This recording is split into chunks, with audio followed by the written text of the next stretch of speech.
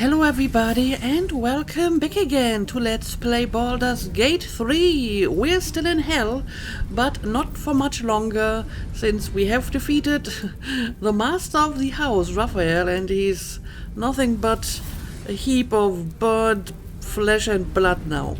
But I haven't looted him yet, so I guess we will take a look at what he has to offer for us. Oh, well, look at that. I will take the gold and the wine, and this is a legendary heavy armor. What's with this game and heavy armor? I can't even count the amount of really great heavy armor that I looted from enemies. Whereas, the medium armor that Artemis is wearing, I actually had to buy, and that was like half the game ago in Last Light Inn, and I haven't really found a better one since then. Instead, they just keep throwing heavy armors at me. Yeah, I don't know. What does this have as perks? You are considered proficient with this armor while wearing it, which means I guess I could give it to someone else as well. When you succeed a saving throw, the caster receives burning for 3 turns. You have resistance to fire damage and cannot be burned. You take 3 less damage from all sources, and you can fly. Okay, sure. I will find someone for this. And here we have Raphael's diary. Okay, that should be an interesting read. A chapter from a diary penned in Raphael's Sybaritic hand. While I have, over many a sumptuous season, cast the net of my contractual predilections, both far and wide, never have I been so attracted to mortals as I am to those infested by the tadpole. These particular fish find themselves splashing towards their doom, towards a steel hook unblemished by bait. How they resist the current, how inexorable its whelm, its dark undertow. At the other end of the fishing pole, the illithid, how their tentacles must quiver like cooled jelly at the prospect of more catches, more and more each day along the troubled river bank. Raphael, you have a very flowery writing style. This process has a name I sample now aloud to savor its taste. A seromorphosis. Right. I shall make crafty use of this development, for with the hook glinting and death so close, what could loom larger in the stricken fish's mind than the prospect of rescue? So basically what you're trying to say with these very wordy lines here is that you like tadpole humans because they are desperate, so they are easy to manipulate and make deals with, because they will just accept everything to save themselves. I see. And chapter 2. A chapter from a diary penned in Raphael's steady, imperious scrawl. Last night I dreamt of a river, waist deep I waded it. Rusted hooks curled up from the water like the snaggled teeth of something ancient and diseased and submerged. The moon over the water cracked and fire flew out on the stubby wings of gormless, insanely chirping chicks. What? You have weird dreams, Raphael. They transformed into wriggling oblongs like sperm, yet by the time they hit the water they were fish with scales of orange and gold. There came a rushing sound, the dark water ablaze as if the fish were matches and the river a snake of oil. Approaching me out of the flames came the tadpole infested. There was one among them who spoke for the rest. They gestured to the melting hooks, suddenly glanced my way, and in their face I saw they had the best of me. In waking, my courage has firmed. I progress my plans for the tadpole even now. I am Raphael, I am not easily bested. Is he writing like positive affirmations in his diary here. I'm Raphael, I'm strong, I'm powerful, I can do it. That's cute.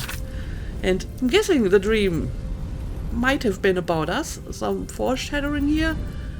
So these fish are clearly different than the others because the hooks are melted, so they're not drawn to their doom as much as other tadpoles.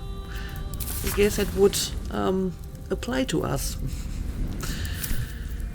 And chapter 3. The final chapter from a diary penned in Raphael's hand. Here and there his composed hand stiffens and moves erratically, as if he were by times seized by emotion, both powerful and unexpected. The plot thickens, goes the aphorism, entirely inadequate. The plot mutates. It fluctuates. I have conceived no less than 13 variations by which I might seize the crown of curses. Yet in the tumult of this eternally flowing river of schemes, I, the most careful of fishermen, finds his catch elusive and difficult to wrangle. Even in corporation such ambiguity and delicious surprise. But the hook has snagged, the doom of ceremorphosis has abated. Yet they could not predict, could they, that in leaving behind the river they have in fact welcomed the fishbowl. I am master here, a prince of bargains, cloaked in cunning like scarlet satin, all that hidden under sublimely obvious truth that cannot be discounted. So the fisherman reels. The tadpoles are my catch. Struggle as they might, rise as they wish, flop and squirm and thresh with every ounce of strength, no matter. By all the reeking flames of hell, I will not be denied. So he was still sure that at some point we would, make a deal with him and he would get that crown. I'll take them. They might at least give me a decent price when selling. And yeah, someone else will have to carry this for me, obviously. And maybe this too. Okay, so that's all that Raphael has. What about the other Cambians? Okay, they do have stuff, but where am I needed? Again, someone else will have to pick up all of that. Maybe Will can carry some stuff. Just for the sake of selling it. And right, Corilla, I mean, she's not dead, but we can still take her loot. Quite a sight. A terrible, sweltering, agonizing sight. Indeed. Okay, interesting stuff here as well. A gold, a sapphire, a silver plate for some reason, and some weapons, and report for Raphael. Let's take a look at that as well. Report for Raphael. Somehow word of that Orphic hammer is in the House of Hope. Somehow word that the Orphic hammer is in the House of Hope has gotten out and is circulating on the Gates information black market. I have two suspects for this. First, Gortish, who of course knows many of the house's secrets, and second, the diabolist for hire Halsik, who I think helped Gortish burgle the crown of Castles and might have learned about the hammer from him. If I had to guess, I'd wager it was Halsik, simply because if she has something that's worth money, she'll find a way to sell it, and selling a way to free Orpheus could come with a high price tag. Corilla. I mean, we didn't hear it from her. We already knew it was here when we came to her. I honestly don't remember where we learned that information. Did Gortish tell us about this? I thought it was Raphael himself. He was like, I have the hammer, but you will only get it if you promise me the crown of Castles. So I don't know. Maybe it already gotten out before he talked to us. Believe this. And yeah, I guess that's all. Should I write my name into the guest book? Never wanted the easy path. It would be great if I could do that. But I can't add to it. Anyway, before we leave, I guess I will try to talk to Hope again. She seems to be over here. Let's see if she has anything to say. Are you still here? Or are you but a dream? No, I'm still here. But apparently she doesn't really have much to say. But yeah, you should maybe clean up this place a bit. This looks like a mess. Okay, I guess my work here is done. I wonder if the portal will still remain after we have returned, because in that case I may actually want to come back here after like a long rest and see if, you know, something has changed.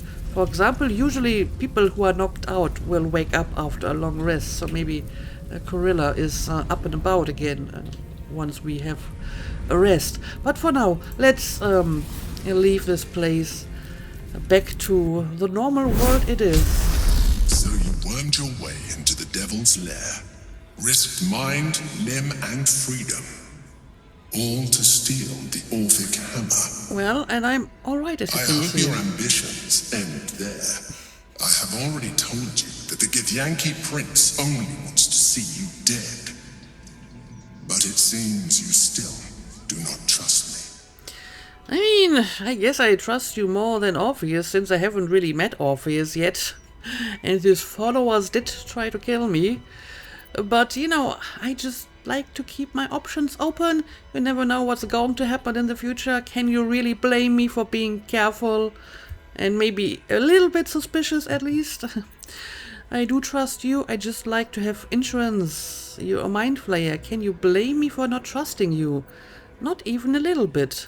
Orpheus should not be dominated. I mean, I guess that's a completely different question. Whether it's morally right to keep him imprisoned for our sake. But for the most part, I just like to have insurance. That is not my definition of trust. You are falling into the same trap as the Chosen. Their distrust of one another is their undoing. We must not make the same mistake. We must work together. Yeah, but I mean, you certainly have been keeping stuff from us as well throughout our journey. And I feel you still are, so it's not like you have been entirely open with us. I'll work with you, but I'll never trust you. I promise I won't use the hammer. I never asked to be stuck with you. Be that as it may, Orpheus deserves to be free. I mean, that's actually also a good point. I wonder what he would reply to that. And what then? When he wakens from his incarceration, what do you think he will make of you? The one who bears the spawn his very nature bends him to revile? And even if you survived him, what of the Elder Brain? Without the protection I leverage for you, you would be enthralled in an instant. Well, I suppose the idea is that he sees the Elder Brain as the bigger threat and thus is willing to fight the Elder Brain on our side. And in that case, we wouldn't need that protection anymore, because apparently it's Orpheus who is kind of creating this protection, so he could basically give it to us himself without having to be imprisoned and so on. I think that's kind of what Lizelle and Kithrak Waz have in mind, and they believe that, you know, he will not attack us if we free him. I have no idea if that's going to happen, but that is basically the alternative I've been offered here. Alright, you've made your point. I'll find another way to survive, one that doesn't involve abusing a Githyanki. I don't know, so you keep saying, but why should I believe you? I don't know, maybe there's another way to survive. Careful. You will make a mind flayer laugh. You may think yourself ingenious for having slain a devil, but you have merely ironed out a wrinkle. The Elder Brain will not be such an easy foe. So I It would is time to assume. resume our journey to find it. Yep, the Emperor is not happy at all with our little detour here, but I feel much better having the Orphic Hammer, knowing that I have like an alternative, just in case things go sideways with the Emperor after all. Anyway, Karlek wants to talk to me. I'm spent. I should unwind in camp. Yes, we will go to camp right after this. Careful, soldier. I'm burning really hot. Had a nice break in the hells. Now that we're back, my engine's in overdrive again. Let's move. A trot will take my mind off being barbecued alive. Okay, I hope you're doing fine, because we will take a long rest now. May as well go to camp right here, why not? I do want to bring back Astarion so he can open these chests for me, so may as well stay in that place. But first, let's talk to everyone and listen to their opinions about defeating Raphael. Already feeling better. Ah, damn it! To end a devil in the hells is to end him for true! Boo was hoping to make a hobby of killing Raphael over and over again. Why? I think one of these battles was more than enough. I don't need to repeat that over and over again. To slay a devil in his domain is to end him entire. Or it should be. I am still primed to hear some slimy final rhyme from beyond the grave. So you're saying if I had killed him somewhere else, he would have just respawned? I see. I didn't realize that. That's the last of Raphael. I'll be glad to no longer have to suffer his smug face. Right.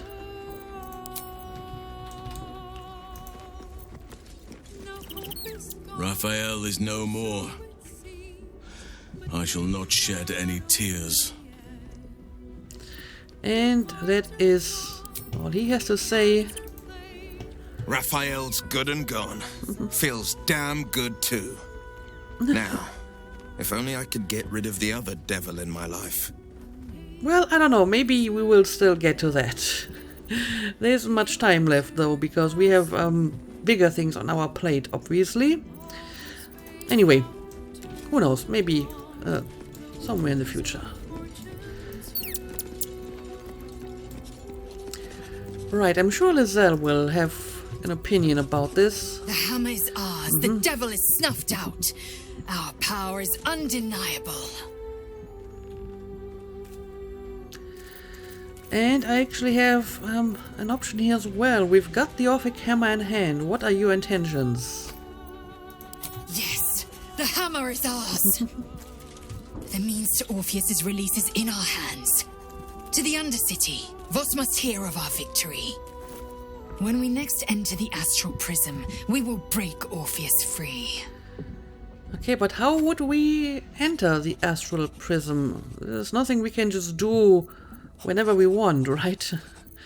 But I guess we will just wait for, like, an opportunity. Okay, that actually updated my quest. Right. We should wait for our next opportunity to enter the Astral Prism and free Orpheus. And this updated as well. Okay. Let's continue to talk to all companions first. Hey! Okay, I guess she already said her bit, but I have like a question here. How was it being in the House of Hope? Yes, feeling homesick? Ugh, thank the gods it's over, I say. My last trip to the hells ever.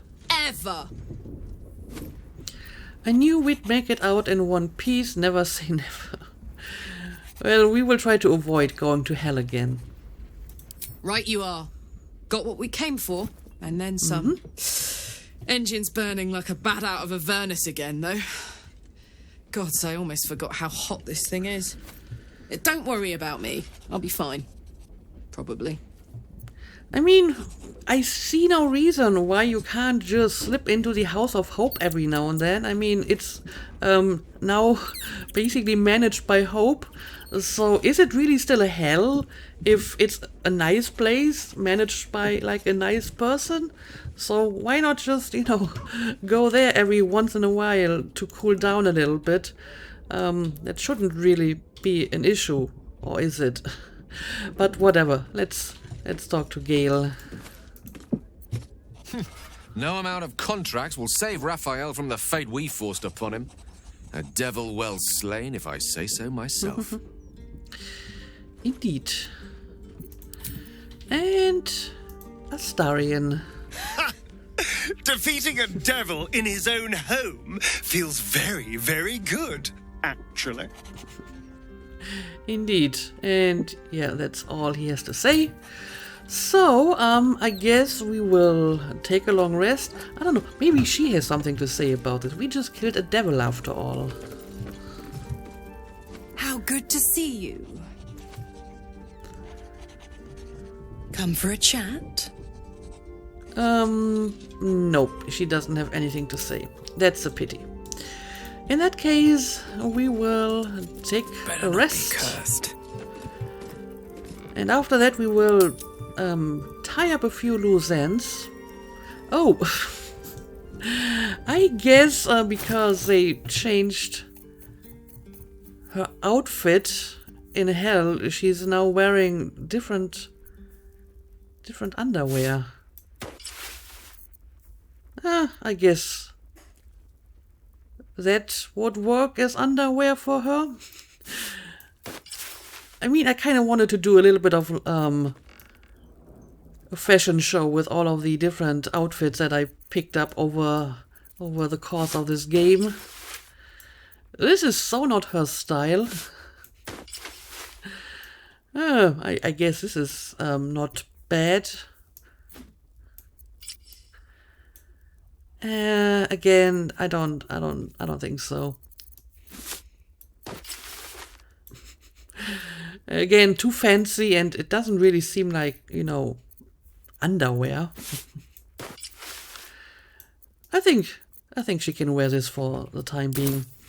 And yeah, let's go to bed.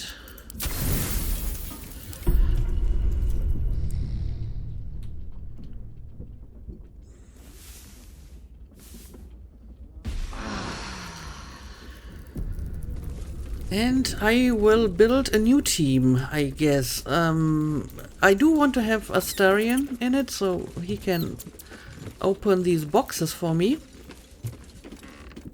Hello, my dear. Please join me. I would, but you have so many friends already. And you can replace Gale. Well, in that case, I'm all yours. And I guess I will take Lizelle, so we can deliver the hammer to Kisrak Voss, and she does want to talk to me. And suddenly Mizora as well.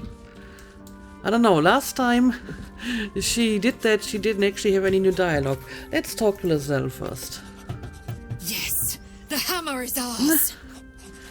The means to Orpheus's release is in our hands. To the Undercity, Voss must hear of our victory. We have already talked about that. When we next enter the astral prism, we will break Orpheus free. Yes, that's why I came to you. I want you to join me so we can go to Voss. Make space, and my might is yours. And you can replace Karlek. Good. Our victory is most certain. And I may also want to sell some stuff. Whatever happens next, be sure that I will document it all as accurately as possible. Please do so. But most of all, I want to sell you some stuff. Okay, all of that can go away. And yeah, I guess I I still haven't looked at the iron flask. Maybe I should do that.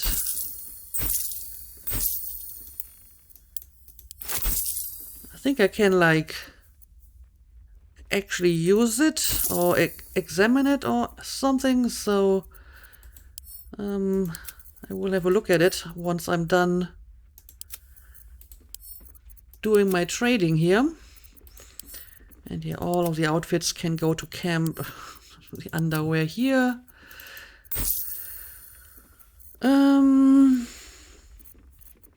And I still have to return the gauntlets, so I can't sell them. I shouldn't anyway. And my companions have some crap they can sell as well.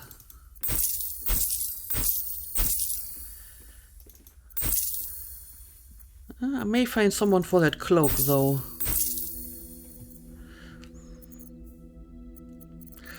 Okay, I think we're good. And let me take a look at that flask. Let's sort by type maybe. Inspect. The flask is cold and heavy in your hand. Remove the stopper. Return the flask to your pack. I guess I will remove the stopper. What could possibly go wrong? The flask shudders in your hand, then magical energy emanates from its neck. Oh, great. As a creature emerges. A creature! Oh no! Oh no! That creature is a damn spectator! Why? Oh dear, poor Volo. Poor Volo's like right next to it. Oh, look at that. That's interesting. Apparently, all my companions can join me, even those that are not in my party. That's actually pretty neat. And again, we have like the dramatic Raphael battle music. I didn't expect that to return. So it's Raphael singing to us from his grave now. But okay, we need to quickly take down that spectator, or he's going to like kill Volo or anything. But I mean, the spectator is like clearly outmatched, so this shouldn't take too long. Let's do it. Hell has its laws. Hell. There we go. And yes, it's again Raphael singing to us. A little encore, sure, why not? Okay, that already did some pretty nice damage here. Can you move away a little bit? No, you're far too close, so I guess you will attack melee. I mean, we have quite a few people that can attack before the spectator gets to have its turn. So hopefully we can kill it before it does any harm here. Right. Yeah, look at that. My companions are now acting on their own. That's pretty interesting. You should have used your melee weapon though, instead of casting a useless spell. Anyway, I'm sure we can deal with that without my other companions here.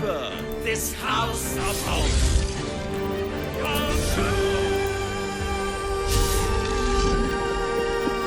Okay, almost defeated.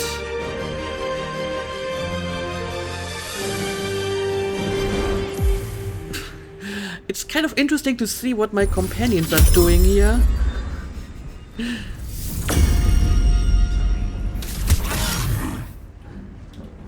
And what spells they decide to cast. For example, what is that supposed to do? That's not even anywhere near the spectator.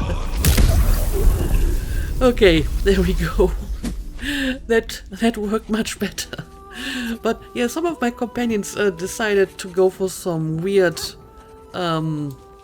spells here, like that Guardian. But either way, does the spectator have any loot? Nope. That's a pity. Anyway, sorry, Volo, for summoning a spectator right into your face. And I guess I will try to talk to Mizora and see if she actually has something to say. How good to see you. Come for a chat? And no, again, it's just some sort of glitch. But I still want to rebuild my team, and I guess I'm going to another step forward. Replace Will as well. Maybe Minsk wants to join us. That's a combination I'm pretty sure I didn't have so far. Lazel, Astarion, and A little Minsk. rest to brush the road from Boo's fur, and then back to our adventuring. Yes, please follow me. Miniature as Boo is, he is also giant. You will need to make room for us, my friend. You can take Will's place. Boo is at your back. Well, Minskis. By the way, do you want to have that armor that I found? Oh, right, it's on Karlek. I will do this later. And yeah, I guess we have a team now. I don't think I need to take a long rest just because of that spectator fight. I will summon my ravens though. And like I said, we still have a few loose ends to finish. So let's leave camp first of all. And now I want you to lockpick these chests. I mean, this is child's play for you, 20. Come on.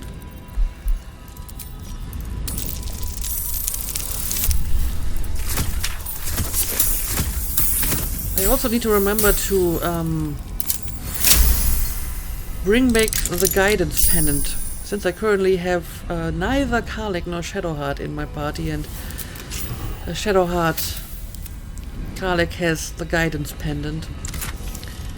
Infernal Marble, Kirin Hair, Pegasus Feather, Putrefied Tumor, Divine Bone Shard, Cloud Giant Finger. I have never found that before. I think it was part of the ritual, but before that, never. Keep a blade close. And please lockpick this as well.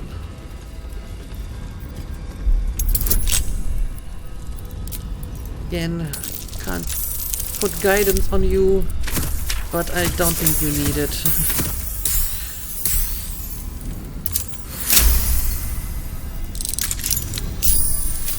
Okay, what do we got here?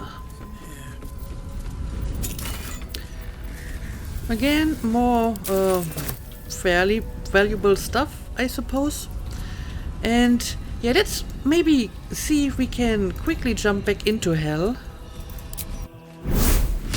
See if maybe now after we took a long rest. Okay, well, Corella is not here anymore. Not sure if she's somewhere else though. Let's take a quick look around. Well, Hope is still here. What's inside? Seems like a good moment to talk. Are you still here? Or are you but a dream? Okay, but this is just the same dialogue she had before, and it's like very empty here, so I'm not sure if Corella is anywhere around. Of course she might be somewhere around here, but just not rendered in, but probably not. Okay, so in that case let's just return. Where's the door to our portal? It's over here. Seems simple enough. So, first of all, I need to return the gauntlets, or hand over the gauntlets to Hellsick. So that's what we will start with.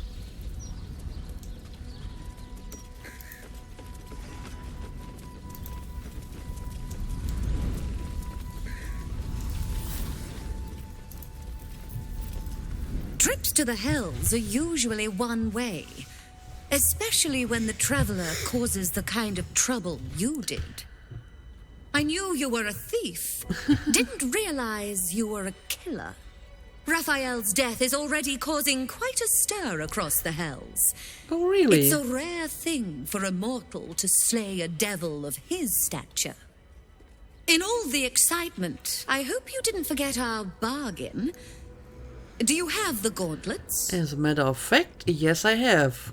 Yes I do. Deception, no. Everything I took from the house is mine.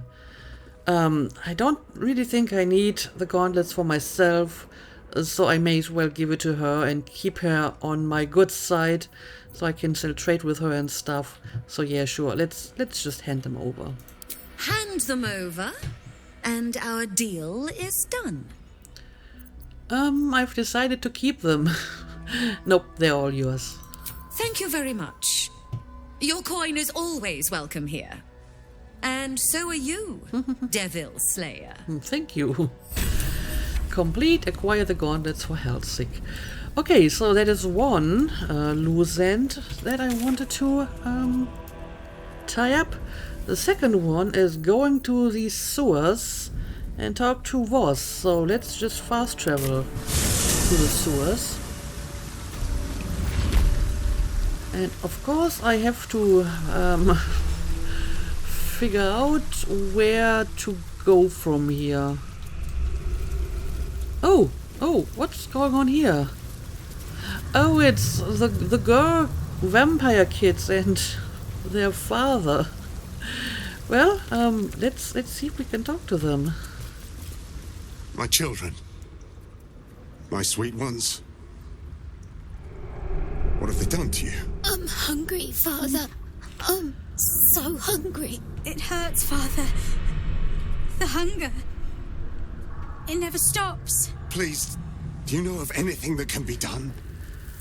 Let them feed on animals. It's the best you can do. I'd put them out of their misery myself. Oh no, you're on your own there. Yeah, I mean, apparently it works for Astarion. It might not be the most tasty blood, but apparently you can do it. It takes some discipline, I suppose. Maybe the kids are too young to do it. Then again, like I said earlier, I wouldn't really describe Astarion as someone who has like a lot of self-control. So if someone with his low impulse control can do it, then I think the kids can as well. To be fair, Astarion did try to feed on Artemis at least once, so his impulse control did fail that one time. But still, I guess you can at least try. Or, you know, your monster hunters, maybe they can feed on monsters, at least some of them. I guess not on undead and stuff, but other monsters maybe. Like I let Astarion attack some of my enemies every once in a while. Or, you know, you could just give them your own blood. It doesn't have to be like all of your blood so that you die. But just, you know, give them a little bit here and then so they don't feel too hungry. Although I do feel that this might just encourage them to, you know, seek out human blood. So maybe you shouldn't give them a taste of that human blood and just, you know, let them feed on animals. I've been fighting it, but I think you're right. Better that than they start feeding off humans. Right. At least I'm not alone. I could not have borne that eternity. Thank you for your mercy. Thank you for everything. I guess you're welcome. And I'm glad you're doing, well, somewhat fine. At least you're with your father. And hopefully he can help you. Okay, I am kind of going in the right direction here. There's still one of these cranium rats, which reminds me that I need to put on my animal speaking skill again. We see, we know. But they don't have much to say anyway.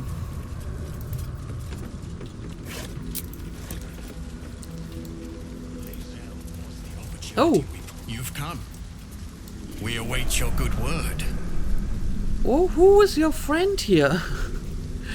Legendary resistance incapacitation. Legendary action draconic fury. Even with Prince Orpheus to guide us, I mean... we are too small in number to defeat Vlaakith alone. We will not be alone, Cadenos. For 1,000 years we have been planting the seeds of revolution. In every creche, many young whisper Orpheus's name. They do Vlaakith's duty, but out of fear, not faith. When the Prince of the Comet blazes his path, they will follow, and so will countless others. This is clearly not just some normal Dragonborn. Look at this guy's level and health. What is going on here? Come closer. Tell me what you see. You're here with Voss. What I see is an ally. Strong build, scaled skin, you're Dragonborn. I see a man asking a question I'm in no mood to answer. Insight. Consider the Dragonborn's face and mannerisms. Is there anything unusual about him? Well, yes, like his level, his health. But I guess I will have to pass this insight skill check.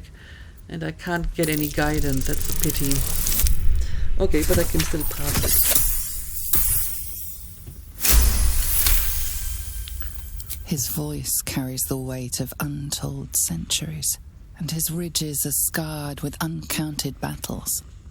This is no Dragonborn. This is a red dragon, the very same who carried Voss near the Gith crash. Oh. So, a dragon can basically take the form of a Dragonborn? Is this what's going on here? I know you, Red Dragon. Voss was riding you near Crash Illic. Apparently. It is so. Call me Kudenos, Master of Flames, Splitter of Skies. I will be the one to carry Voss into battle against Vlaakith. And I will be the one to breathe the flames that melt her. Okay. Red Dragon Rebel, how many more of you are there? More than I could count.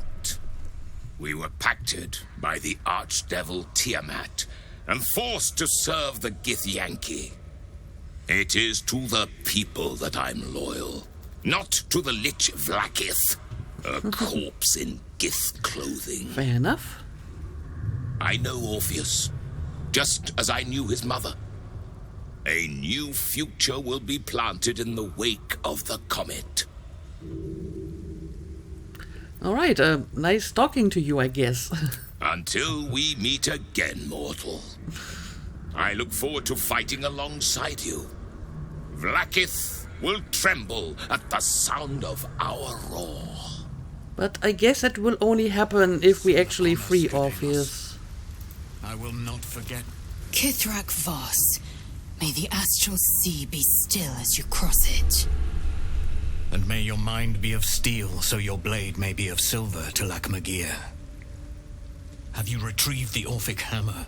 Will our prince's chains finally be broken? Well, I have retrieved the hammer. Who is this new companion of yours? Where are the rest of your allies? Maybe I can ask some questions first before we talk about the hammer. I mean, we already know who the companion is, but I'm going to ask anyway. Not a new companion, but an old one, and a loyal one. A proper introduction is in order, but I will let him do the honors. Okay, I guess we have already talked to him, so I don't need to do that anymore. And where are the rest of your allies? The remaining honor guard serve as my eyes and ears. Vlaakith's forces hunt you and the prism. My allies have slayed more than you know, so that you might travel freely. As for those that break through, you've proven more than capable of bleeding them yourself. And yeah, as it happens, I do have the hammer now. The Prince of the Comet is not dead. The Prince of the Comet will come again. The Prince of the Comet will liberate us from the Lich Queen's tyranny. The prophecy is one step closer to fruition. Gith's son will soon ride against Vlaakith, Voss, and I will follow him into battle. And you will wield the greatest gift Mother Gith ever granted her dauntless children. A silver sword.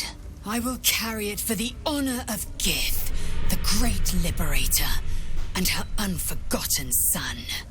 Istik, now that you have the hammer, you must find a way to enter the astral prism. Once Right. inside, smash Orpheus's bonds. His cry will shake the plains, and I will fly to your aid. The Prince of the Comet will sear the heavens again. First we'll defeat the Absolute, then we let the Lich Queen tremble. Think again. I will not permit your entry. Yeah, this is going to be a difficult decision in the end, and I'm really, really unsure how I will deal with that problem once it arrives. Because on the one hand, I'm getting the Gith's hope up. We will free Orpheus and you can fight Vlakith. On the other hand, it also feels like the more sensible option to stick with the Emperor, because he's the one that has been working with us so far. So I'm really, really unsure about this so far. But we will cross that bridge when we get there, and who knows, maybe new information will arise until then. You need to let me into the prism. Is there any way I can convince you? I'll find a way to free Orpheus from your clutches. Ignore the Emperor. Yeah, I don't know. Is there any way I could convince you? Maybe we can do this all together. We all have the same enemy. Why do we have to fight each other? Why do I have to choose between you and the Gith if they also want to destroy the Elder Brain? No, there is not. Okay. When I am done with the Gith Princeling, you may do with him as you like, but not a moment before. Okay. Questions, Istik? You seem to be lost in thought. Getting into the astral prism will be complicated. Orpheus sensed the tadpole before and his guard attacked. Won't he attack if we free him? Yeah, that's still an open question. The Prince of the Comet aches for Githyanki liberation more than he abhors Geich. He might seethe when you free him. He might gnash his teeth and slander your name. But he will see reason. I promise you. Okay, but what happens when we defeat the Elder Brain? Will he then turn around and attack us? Or is the problem not going to be relevant anymore because presumably we won't be tadpoled anymore? So he will spare us. Either way, getting into the astral prism will be complicated. Yes, but you will meet this challenge, as you've met so many others. Right. Okay, I guess that's all we gotta talk about. Istik, friend to Orpheus. Together we will end the Elder Brain which shakes this city. Then I turn my sights to Vlakith, the Queen of Deceit. When you break Prince Orpheus free, his psionic cry he will gave us a alert reward. I will fly to your side. Together we will fell the Elder Brain and thwart the grand design. And now he's gone. I got Silver Sword of the Astral Plane. That's a weapon for Lizelle.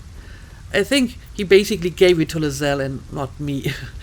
We showed was the Orphic Hammer, and he gave us a powerful silver sword, the highest grade of weapon in Githyanki custom. He left to prepare for the revolution that will follow Orpheus' deliverance. Right. Okay, I guess we will give Lizelle the sword and we will talk to her. However, we will do that in the next episode because this one is getting very long. There's like one or two other things I still need to do, and then we can check out maybe another quest or maybe just explore a little bit or make another sweep of the town. I haven't really decided yet. For the time being, let's just call it a day. As always, thank you for watching and see you again next time.